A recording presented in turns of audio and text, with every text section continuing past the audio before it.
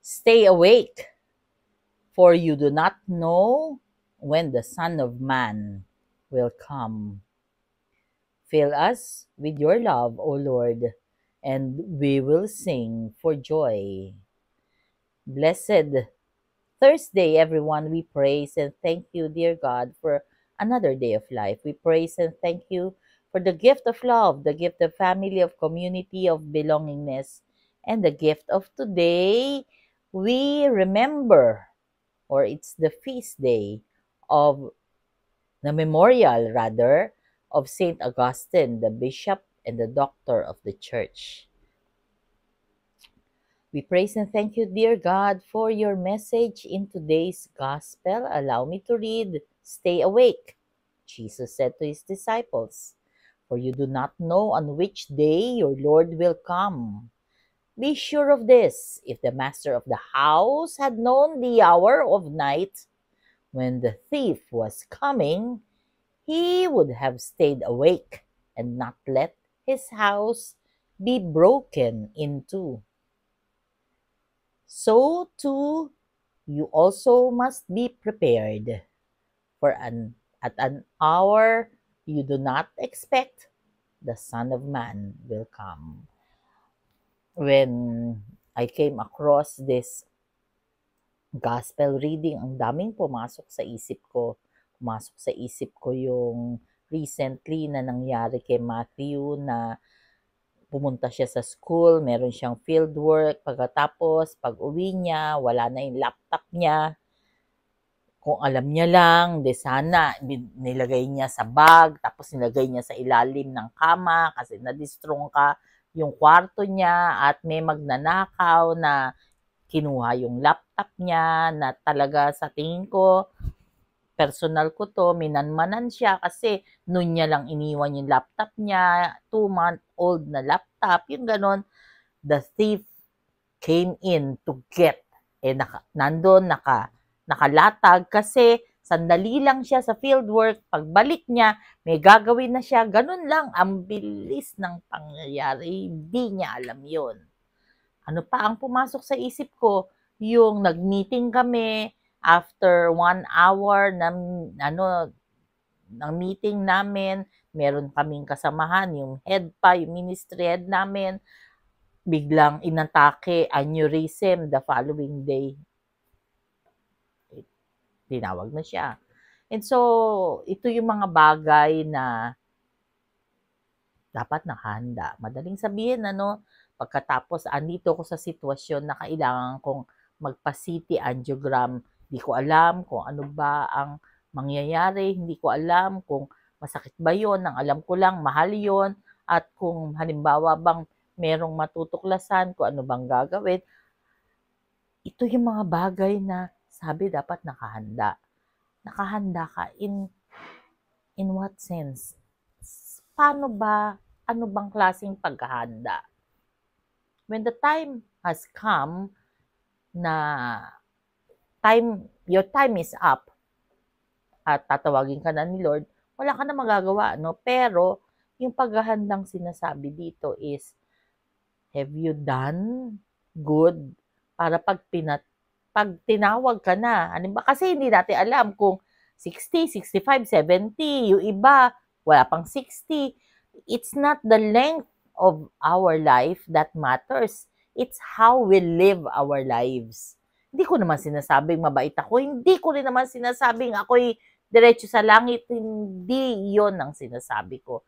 Ang sinasabi ko is yung realidad ng buhay na tayo ay nagkakasala.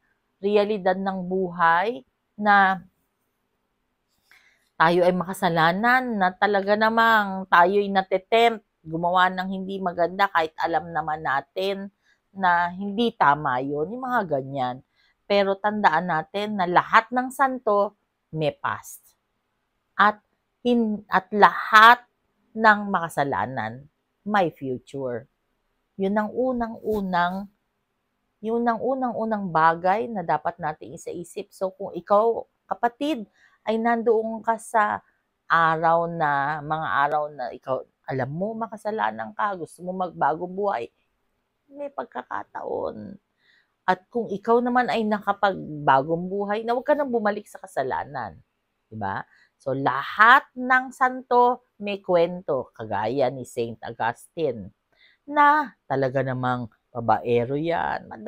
Kaya nga, sa pagkakaalam ko, sa research ko, 28 years siyang pinagdasal ng nanay niya. Yung nanay niya na hindi napagod sa pagdadasal, hindi huminto sa pagdadasal, hindi bumigay.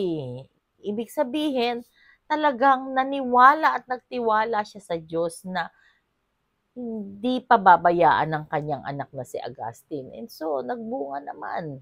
Diba? Hindi lang siya basta naging mabuti, naging santo pa nga siya. Diba? Naging bishop pa nga siya. So, ano ang sinasabi sa atin na talaga naman na yung Diyos hindi tayo pababayaan sa talagang gusto natin na maganda para sa atin, sa relasyon natin sa Kanya. So, unang punto yon. Ano pa ba? Ang sabi ni Augustine, my heart is restless until it rests on you. So, aligaga yung tao, no? Aligaga siya mismo. Pero ang rest, nakita niya lang. Pumayapa lang siya nung nasa piling na siya ng Panginoong Diyos. Kaya sometimes tayo, hanap ng hanap. Meron na, gusto pa mas marami. As in, hindi mapirme, hindi makontento. Hanap ng hanap. Hindi mo alam kung anong hinahanap. Pero in reality, nahanap ang kapayapaan. Hinahanap si Lord. Yun yung bagay na dun famous si Saint Augustine. Diba? My heart is restless until I rest in you. So kahit na naging makasalanan siya nung una, lahat yun nabura. Kasi si Lord, very merciful siya, maawain siya, siya ay mapagpatawad, siya ay lahat na nasa Kanya. Ang iniintay niya, tayo. Tandaan natin, sa Kanya lang tayo makakahanap ng kapahingahan.